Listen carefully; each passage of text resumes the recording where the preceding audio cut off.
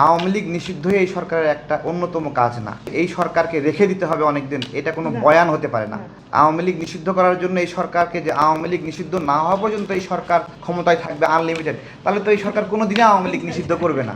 আওয়ামী লীগের বিচার না হওয়া পর্যন্ত এই সরকার থাকবে, তাহলে তো এই সরকার কোনো দিন আওয়ামী লীগের বিচারই করবে না, যে না তাহলে বিচার হোক, আস্তে আস্তে হোক, না হোক, আমরা আজীবন থাকি। এটা আসলে এখানে যারা যারা গ্রেপ্তার হয়েছে, এই যে আপনার হলো বাকের ভাইয়ের কথা বলছেন, তারপরে পলক সাহেব, তারপরে ওই যে ব্যারিস্টার একজন, কি নাম, ব্যারিস্টার সুমন, এরকম দীপুমণি, আওয়ামী লীগের অনেকে গ্রেপ্তার হয়েছে, তাই না?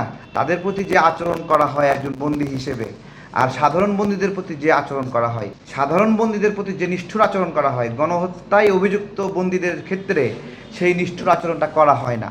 এই যে তাদের রূপ, এটা দেখেই বোঝা যায় এই সরকার কতটুকু আওয়ামী লীগের বিচার করবে। আরও যদি নিষ্ঠুরভাবে বলি, আপনি কি মনে করেন যে এই যে বাকের ভাইকে গণহত্যায় অভিযুক্ত করে এই সরকার ফাঁসি দেবে, অথবা দীপুমণিকে ফাঁসি দেবে, অথবা পলককে ফাঁসি দেবে গণহত্যায় অভিযুক্তের জন্য? দেবে নাকি? আমরা কেউই মনে করি না এই সরকারের ভিতরে এইরকম কেউই ক্ষতিগ্রস্ত আছেন যে এইটুকু জিদ রাখে যে আমি ক্ষতিগ্রস্ত হয়েছি, তোমাদের বিচার আমি করেই ছাড়বো।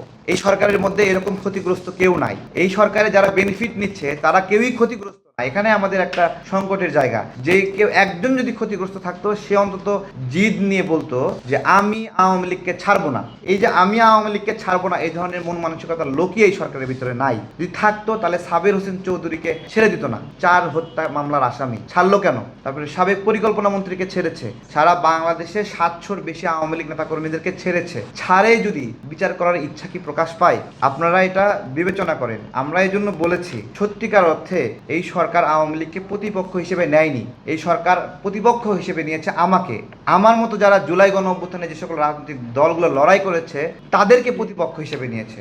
এবং এই সরকার যখন শুরুতেই ক্ষমতায় বসেছে তখনই নিয়ত করেছে যে এই রাজনৈতিক দল যারা গণ অভ্যুত্থানে অংশ নিয়েছে এদেরকে সামনে, এদের মুখোমুখি হতে হবে। সুতরাং তারা সিদ্ধান্ত নিয়েছে, পলিসি নিয়েছে যে আওয়ামী লীগের সচিব এবং আমলাদেরকে প্রশাসনে রেখে দিয়ে রাজনৈতিক প্রক্রিয়াগুলোকে তারা মোকাবেলা করবে।